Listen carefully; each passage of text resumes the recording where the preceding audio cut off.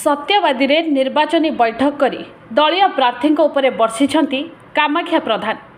सत्यवादीर उन्नति पई स्वाधीन प्रार्थी जितिबा निहाती आवश्यक कही जनता को संबोधित करथिले कामाख्या।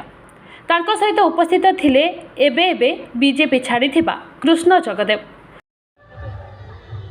कहबे भाई आज जो कार्यक्रम होइछे निर्वाचन रणनीति रे आपन को मते समर्थन मिलुछि केन देखुछन्ती आज जो मंच रहितला जो सभा रहितला तार उद्देश्य देखंतु विगत 3 दिन तले 16 तारिख आम कणाष्ठारे 28 गोटी पंचायत को नहीं गोटे जनसमावेश जन आशीर्वाद समावेश करूँ। तार ठीक 3 दिन पर आज 19 तारिख दिन सत्यवादी 24 पंचायत आम प्रमुख कार्यकर्ता को लेकिन जन आशीर्वाद समावेश करुँ। आधे आपण मैंने देखुवे हजार हजार संख्यार जो मैंने चाहते सत्यवादी परिवर्तन हो एवं सत्यवादी धर्म और न्यायर प्रतिष्ठा हो से मैंने आज आम सांगे एकाठी रहिले एवं आमको आशीर्वाद देले एवं ये जो विगत निर्वाचन अच्छी आसंता निर्वाचन 25 तारिख जो होची आमको समस्ते आशीर्वाद कले एवं आमर विजय सुनिश्चित हो।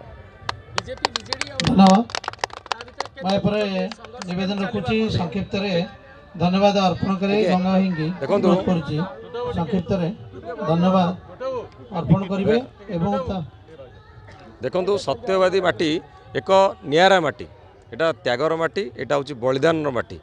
एठी विगत दिन में सत्यवादी रे चारि थर स्वाधीन विधायक मैंने जीति एथर पंचम सुनिश्चित विजय हम आमर कारण आम जनसंपर्क अभियान करी जो 52 पंचायत को आम जाइचु लोकंकर विपुल आशीर्वाद आमको मिली एवं समर्थन मिली एवं समस्ते चाहते सत्यवादी परिवर्तन हो आम सुनिश्चित विजय हो। आम प्राय 2000 अधिक जनता एकत्रित हुई समर्थन प्रदर्शन करिसंती।